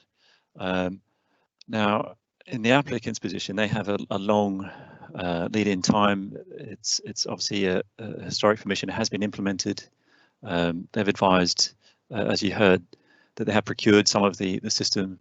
There will be details to be approved. We have already approved partial details, which there's a condition in respect of some of the sustainable measures, which was approved. Just looked it up in 2019, and that confirmed that there'd be ultra low emission gas boilers as part of the agreed network. So that is already agreed. Buildings B, C, and K, which were the ones which were given fully detailed permission, they also rely on this network. And then you have all the outstanding reserve matter sites, which would be connected to the network. London Plan obviously looks to reduce and minimise carbon dioxide emissions as a result of the energy needs of developments. And as I mentioned, the standard has shifted now, and it's now zero carbon with the new London Plan. And effectively what that means is a development has to now wash its own face completely. And it does that through a number of measures. So there's the hierarchy that the London Plan sets out, and it looks at what they call sort of being lean and clean. So using really highly efficient building fabric, so insulation, types of windows, the types of appliances that are recommended, and so on. And then there's also actually on-site renewable energy generation, and that applies to all major developments. And you have to try and meet the minimum standard, which was the 35%, but now it's the zero carbon, so it should be carbon neutral. Using that hierarchy with the lean measures, the clean measures, and the on-site renewable, you should get to that measure. If you can't fully get to it, as Mr. Firkins also noted, there is a carbon offset that is in the London Plan policy. You do have to explain why you can't meet your carbon emissions reductions fully on site. In this instance, the proposal is to connect to this wider district network system. And there were some, as I understood it, some technical issues in compatibility with some of the renewable technologies. There's also some constraints with the gym building. Obviously, you're not going to put solar panels on top of the grade 2 star listed building. The gym itself, having that type of use, has particular energy needs and hot water needs, particularly high hot water needs for like all the showers and things like that. And then separate from that whole carbon emission reductions, zero carbon standard, there's other ways of achieving that as well. And one of the priorities in the new London plan as well is for planned district heating networks. Now they don't have to just rely on the gas CHP. There are, as Mr. Firkins again described, there are some newer technologies that are becoming more viable and feasible, and we are seeing them on some of the newer schemes being suggested. But the London plan does say in limited circumstances, you can still, if you're providing this district-wide CHP network, which is a priority, if it's the ultra low emission type of gas, then in those limited circumstances it may be acceptable on a case-by-case basis, I think is the wording that's used. In this case, if this is a brand new scheme, we wouldn't accept it, and we would be now saying no to that sort of system. But there has gone a certain way down the line. In itself, there are inherent benefits of the CHP, so we are getting a district-wide network across half of the town centre. We have heard, and Mr. Firkins did again quite rightly refer to it in the original energy statement. There were they did envisage, future changes to buildings and systems which might provide enhanced carbon savings. That could include new technologies. It could include just better building practices, and as I've noted, the building regulation standards and the carbon emission reduction standards have all changed, and they've become much more stringent, and they're getting more stringent. In this particular case, they didn't get all the way to the zero carbon for the new building, so that standard only applies to the gym building, and where there was remaining carbon emissions that hadn't been fully addressed through those energy efficient measures and not being able to use the renewable energy, those remaining carbon emissions have been offset, and that is something which is permitted in policy. The preference is obviously to meet all of the reductions on site, but in some instances that hasn't proven possible. In this case it wasn't, and that money would be helpfully used elsewhere in accordance with our carbon offset spend. So I think what I'm trying to say is that there are particular circumstances in this application which they are historic. There's other wider benefits from that district network. Ultimately, I think from what I've been reading about it, in the future, these sorts of systems will be phased out, and hopefully that will happen soon. But I think having heard that from Ballymore that they have gone a certain way down the line, I think it's very difficult to say completely change that system. And in that context, we have accepted it, and we have accepted the carbon offset to address the shortfall in the reductions. Okay, Shane, I think a very good explanation and putting into context of what we're actually dealing with and some of our members' concerns. Let me go back to the members who actually had this concern. Councillor Richard Foote, starting with you. Yes, Chair. Yeah. I mean, the combination of Shane's comments and the developers' comments is very helpful. I think, we also, in our own mind, district heating systems will not outlive the bricks and mortar development on most sites. My experience is that they've got a lifestyle of perhaps 25, 30 years. And then you're looking at renewal. I know, for instance, the Oriel estate in Hamworth is looking at their district heating system, which is nearing the end of its life. So, there's something in there, and I understand that you can't, if you go along, keep chopping and chopping and chopping and starting again, you'll never ever reach putting a brick on a brick. So, there has to come a time when you say, okay, look, we go with what we got. It's not perfect. I accept it's not perfect, but I do believe that the way in which we will get to this is that as new developments come out, so then they will be with the new systems. But also, and more importantly, is that as estates need their district heating systems upgraded, that they are upgraded in such a way that they are carbon neutral. Now, I don't know, and this is where I'm seeking some advice. I know it's a long way to get into a question, but I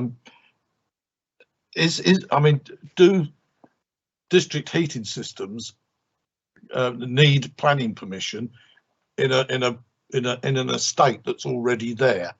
Or if they don't, is there a way in which we can move towards that? Or would you put in, you know, a clause in that says that when you come to renew, you've got to do this? Okay, Richard, I'm going to stop you, because what it is, it was really in relation to the query being answered, right? So, okay, so we'll ask Shane to answer that question that you've left open, which is about district heating systems, you know, whether they're going to be replaced and whether they need planning permission. But before you answer, Shane, let me go to Councillor Garawal, because he was the other person that had some difficulty in getting his head around this thing.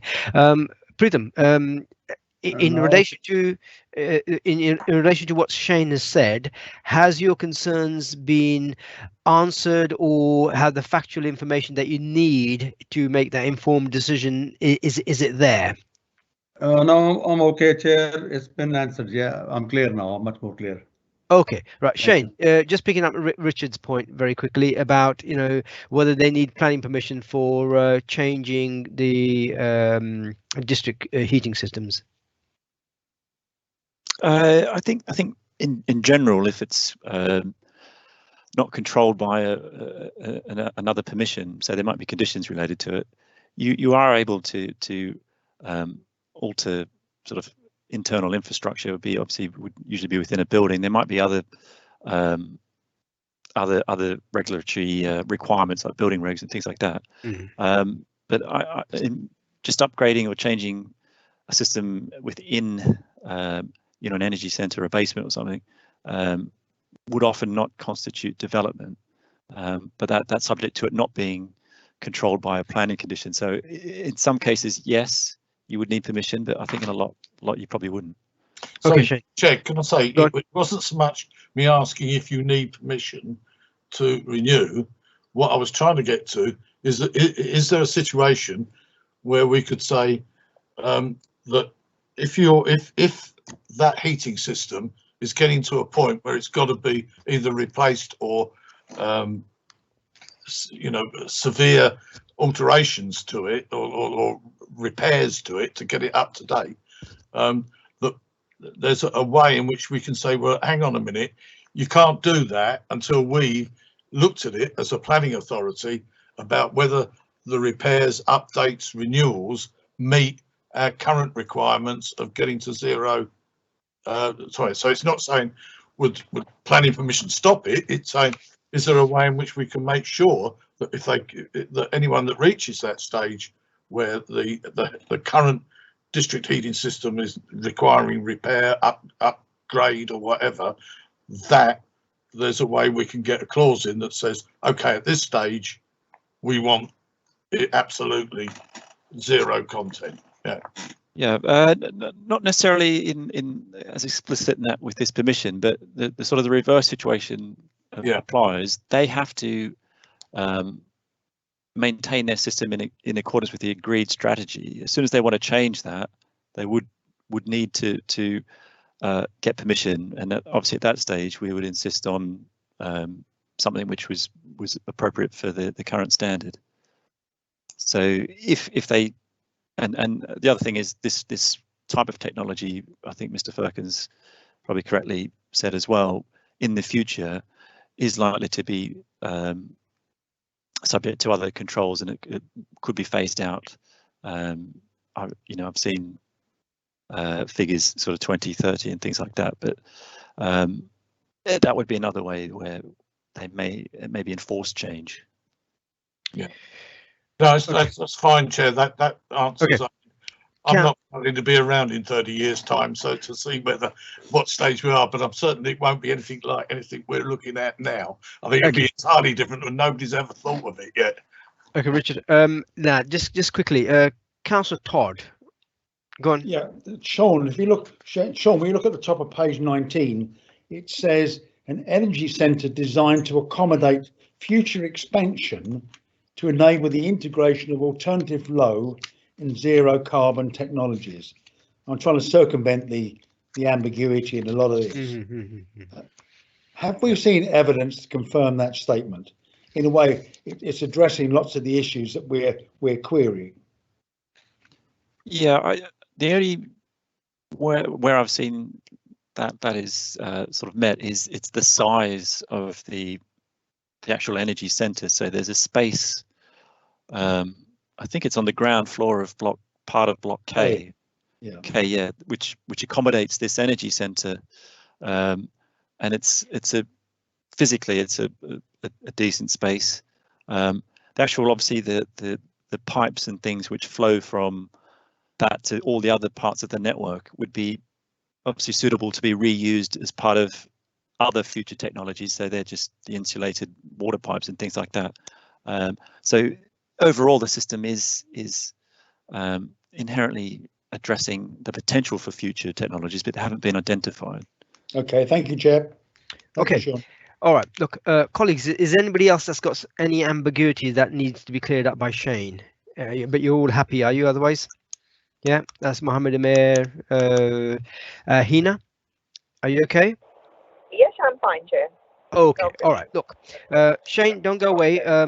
We're going to move into a discussion and questions phase. If there's any issues that arise, I might ask you to shed some light on that. But let me go into the questions and the discussion element. Councillor Richard Foote, discussion, any comments, anything along those lines? I'm sure, Chair. I think most of what I would have been bringing into discussions, we've already had around questions and such. I really don't have anything else I would have at the moment on that. Okay. No. All right. Thank you for that. Councillor Preetham Garwal, any questions, any discussion, debate? No, thank you, Chair. I'm okay. Okay, that's fine. Councillor Hina Mir, any discussion, any debate? Okay, No, that's I'm fine. thank you. Okay, thank you, Hina. Councillor John Todd, any discussions, debate? You're on mute, John. You're on mute. We can't hear you, John. Okay, I'd assume that a raised hand is okay. I do apologise again. Yes, my button's stuck. I think we've given it lots of pushing and shunting. I'm personally disappointed, but I think there is evidence that Shane has educated us and highlighted the limitations of what we seek to desire. So I'll just make that point and move on. Thank you, Chair. Okay, thank you. Councillor Mohammed Amir, any debate, any questions, any other things? No questions, Chair, but just probably just my understanding of the whole discussion from both ends, and along with obviously Shane, would have been that I mean, as much as like Tony and as much as all of us today with the climate emergency would like to have zero carbon, I mean, like the applicants stated that they're within the 35% requirement that currently stands. So I don't know how reasonable it would be to not or to punish or I mean, if the requirements are met for now, I mean, I don't know how we can base or determine our current application or decision on what we'd like to, or what we desire in the future. So yeah, that's all I'd like to say. Okay, all right. Look, you know, it has been stated within the officer's presentation and also the applicant's presentation that, you know, this planning permission was an outline planning permission originally, which then was implemented and so forth, is subject to a different set of criteria, and Shane's alluded to that in terms of his questioning or his answering of Richard and Preetham's thing. So I think we've dealt that with that issue, right? Anything else? Any other questions? Because now we're going to move on. I don't have any particular questions for Shane, anything, or any discussion or debate. I think we need to then move on to the vote. How I want the colleagues to consider this is that these are going to be two separate votes. One is for item 4 and one is for item 5.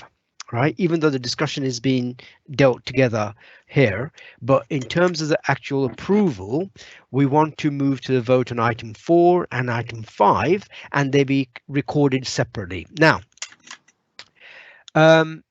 using the form of words, right, I've been present, so forth. Yeah, we want to move to the vote then, and we want to actually get somebody to move the motion and then go straight into the vote. So anybody move? Yeah, I'll move, Chair. You're moving? Yeah. Right, so you're Second moving. it, Chair. Yeah, so you're moving officer's recommendation, Yeah. and I heard Hina Mir second that to Yes, Chair, I second okay. it. So I've got a proposal that's been moved and seconded, right? So now let's move to the vote, and I will say item 4 first, right?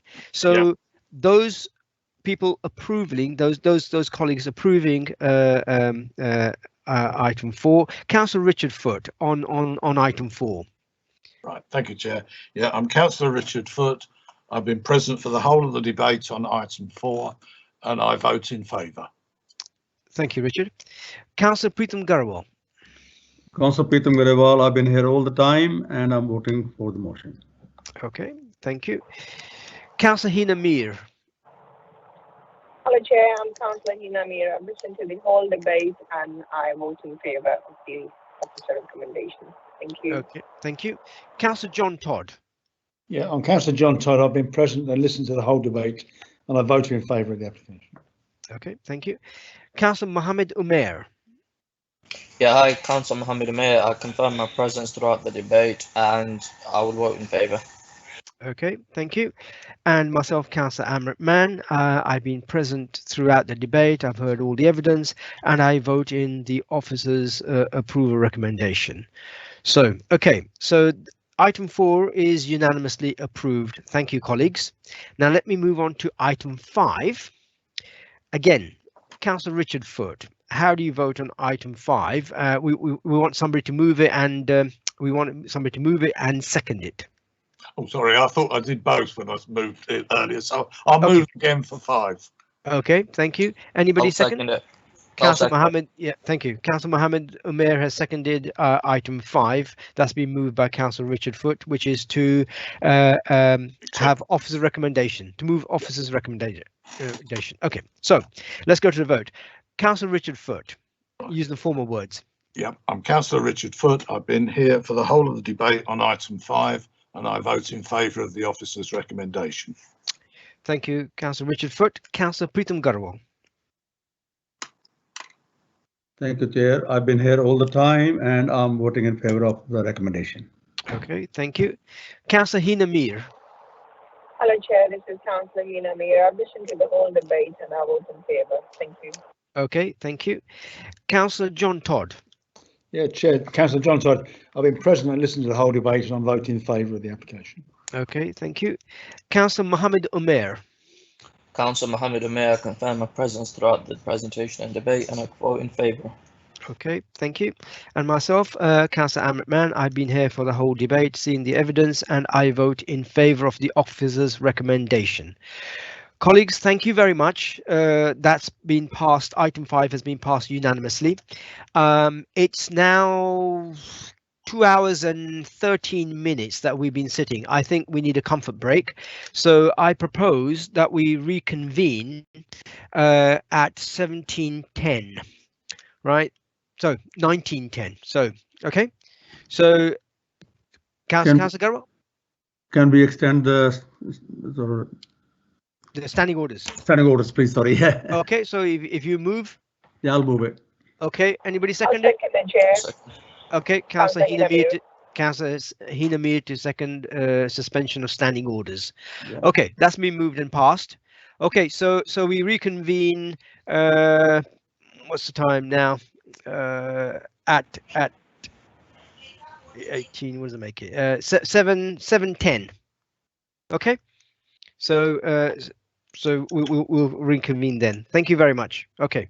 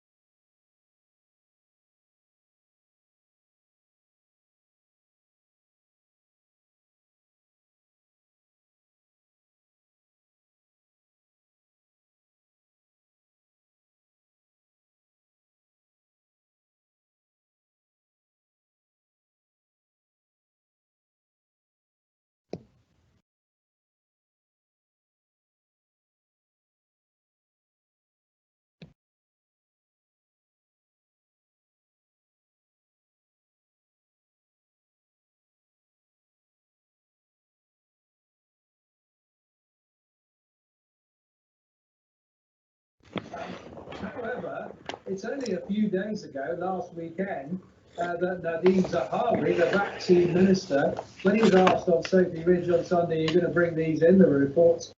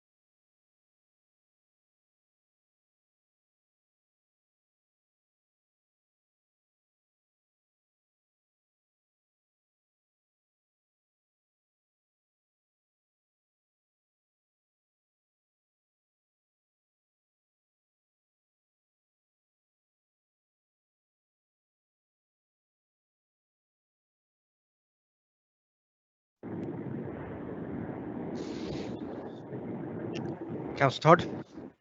Okay, just wait for colleagues to reconvene. Are you well, Amrit? Yeah, I'm fine. Just can't get out of the house. That's all. Yeah. So my barber is missing me. You see. Oh, yeah, join the club. Yeah. The mine's falling out. That's the difference.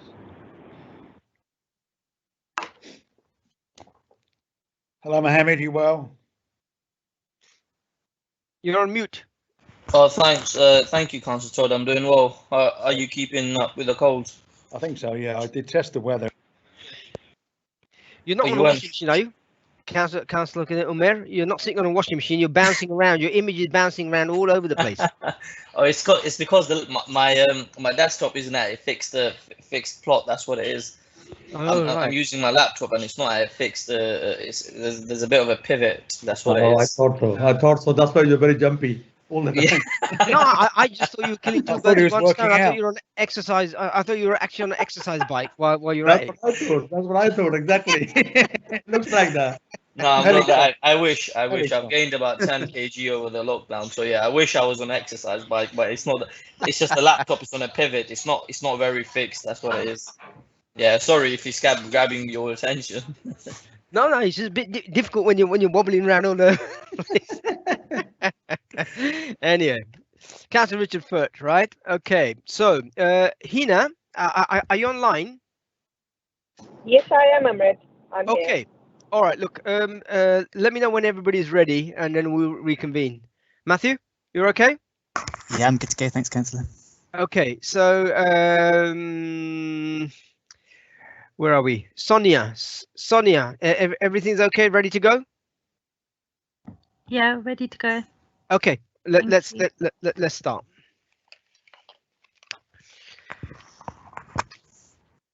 Okay, right. Welcome back. You're just a touch over 7:12. So we've got item 6, which is here by virtue of the fact that this is an application made by a councillor, and under the council rules it has to come to this committee, so that's why we're dealing with it. And Matthew Rees is going to be presenting it. Matthew, off you go. Yes, thank you, Chair. So yeah, just to reiterate that point, the only reason these are before you start is because they are councillor applications, so we don't deem them to be particularly controversial, and that's why I'm going to skip through this presentation. I hope that's okay. I'll leave some details to questions if you have them. So this is 15 Granville Avenue. This is an application for a first floor rear extension and a first floor side window. You're looking at the rear of the property at the moment, and then this plan will hopefully show you what the first floor rear extension looks like. Sorry, it's a little bit small. But hopefully you can make out the first floor rear bedroom proposed there in red. It's 2.5 metres deep. It's set off the boundary. It's less than half the width of the house. So we're suggesting it's sufficiently subservient to the house and not blocking anyone's light or outlook as to be acceptable. The first floor window looks onto the side wall of the neighbour, so it's not causing any loss of privacy issues. And this is essentially what it looks like, again, integrating with the house in roof form, materials and such. So I'll leave it at that if that's okay. We're recommending approval on that basis, and I'll leave it to questions. Okay, right. Thank you, Matthew. Let me go to Councillor Richard Foote. Questions to Matthew on item 6. No, I don't have any questions, Chair. Okay, that's fine. Thank you. Councillor Preetham Garawal, any questions to Matthew? No question, Chair. Thank you. Okay. Councillor Hina Mir, any questions to Matthew? No question, Chair. Thank you. Okay. Councillor John Todd, any questions to Matthew on the presentation? No questions, thank you. Okay. Councillor Mohammed Omer, any questions to Matthew Rees? No questions, Chair. Okay. And myself, no questions. So Matthew, you've been let off lightly. All right. Okay. Colleagues, any debate, any questions or anything, any discussion on this item? Let me go to Councillor Richard Foote. Councillor Richard Foote, you're on mute, Richard. Sorry, it looked like it went off, but it went to a strange colour. Right. No, I've gone through all of the report and the parts that that the officers have put in, and they've obviously done quite a lot of work in getting it up to something that is acceptable. And so I have no problem with the outcome, and you know, I'm quite happy with this this particular development.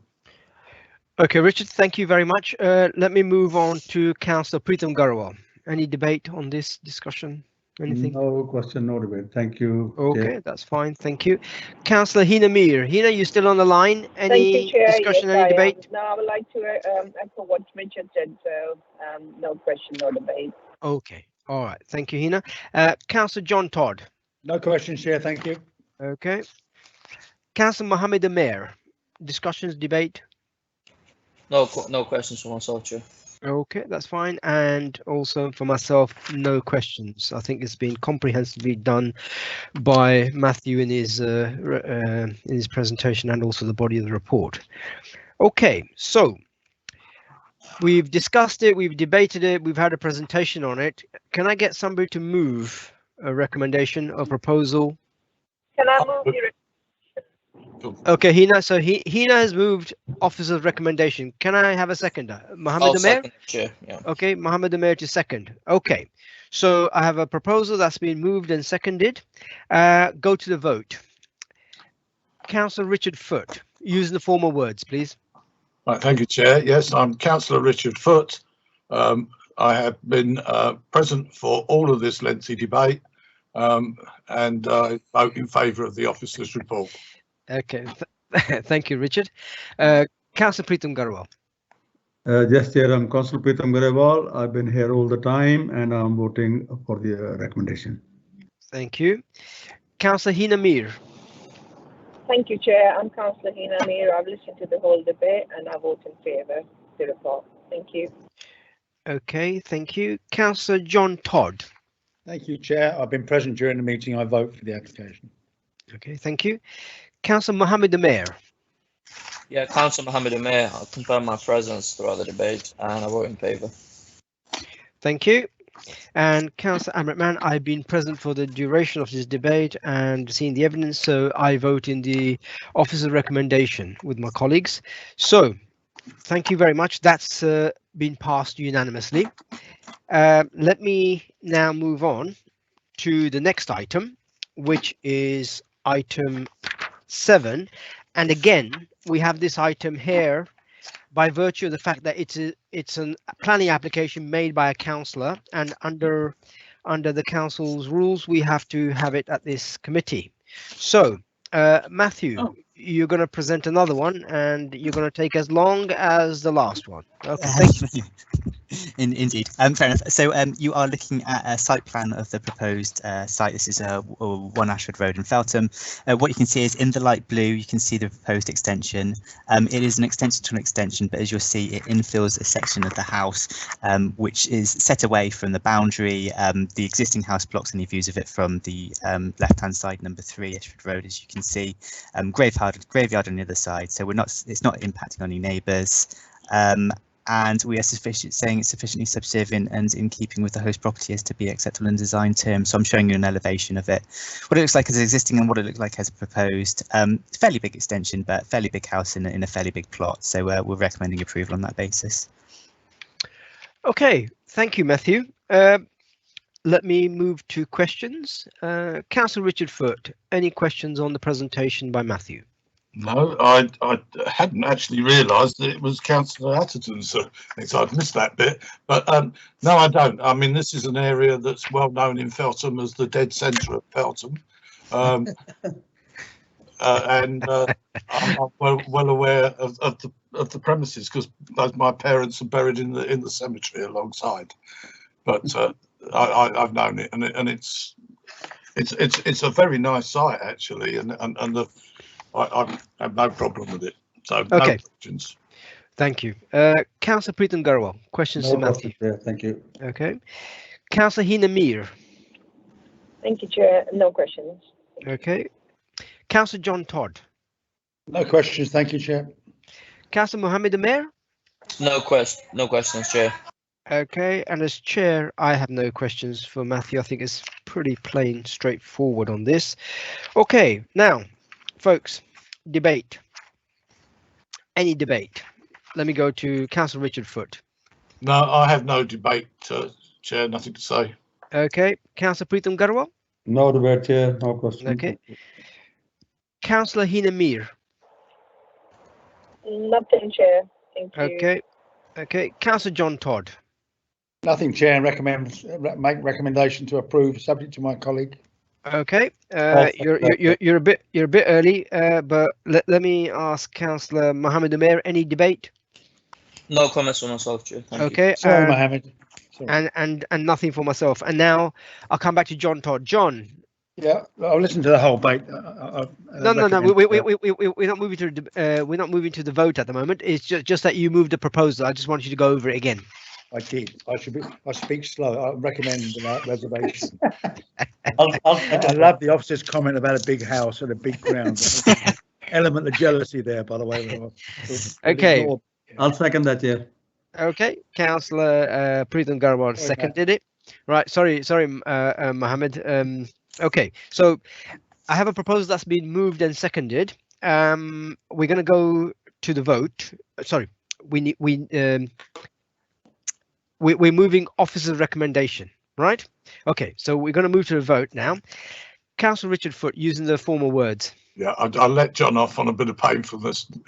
Councillor Atherton lived in a very, very tiny terraced house prior to moving to there, so she deserves it. Anyway, I've listened to all my... Sorry, let's start again. My name is Councillor Richard Foote. I've listened to all of the debates. And I vote in favour of the officer's recommendation. Okay, thank you very much, Richard. Councillor Preetham Garwal. Yeah, Councillor Preetham Garwal, I've been here all the time, listening to the debate and voting for the favour. Okay, thank you. Councillor Hina Mir. Councillor Hina Mir, I've listened to the whole debate and I vote for the report. Thank you, Hina. Councillor John Todd. Chair, I've listened to the whole debate avidly and vote in favour. Okay, thank you. Councillor Mohammed Amir. Hi there, Councillor Mohammed Amir. I've been present throughout the debate and I vote in favour. Okay, thank you. And myself, Councillor Amrit Mann. I've heard all the debate and the evidence and I vote in favour of the officer's recommendation for approval. So, colleagues, thank you very much. That's been passed unanimously. And really, we've now reached the end of the substantive report. Item 8 is the addendum report, which has been carried in the body of the presentations anyway. Item 9, there is no other business that's been brought to my attention, so we go on to that and the next date of the meeting. Okay, well, the next date of the meeting is the 4th of March, and this again is going to be another virtual meeting. So I think coronavirus is still about. It's still doing around, and it's coming less and less. But I fear that March, April, May possibly may also be a virtual meetings anyway. But nevertheless, if you keep checking on the council's website, for those watching at home, you can see the up-to-date status of whether it's virtual or not. Can I thank, first of all my colleagues tonight who've joined really on a dark and cold night to sit and discuss these cases. So a very heartfelt thank you from all of me to all of you. Right, and also I want to pay particular thanks to the planning officers for their presentations, and also the objector and the applicants who took time out to come and address the committee. Can I also pay a thanks to the Democratic Services and legal officers who've supported us tonight, and also I didn't mention her earlier on, but Sonia, who's our ICT organizer, so for this meeting. And can I finally say a big thank you to all those who were watching at home, and please do join us again. Thankfully we didn't have any gremlins this week, but we are having another virtual meeting, so who knows. But I think with the likes of Sonia, we're expecting less and less of these. So with that, thank you very much, and let me close this meeting. Thank you, colleagues. Thank you, everybody. Have a good night. Thanks. Bye-bye. Thank you. Thank you.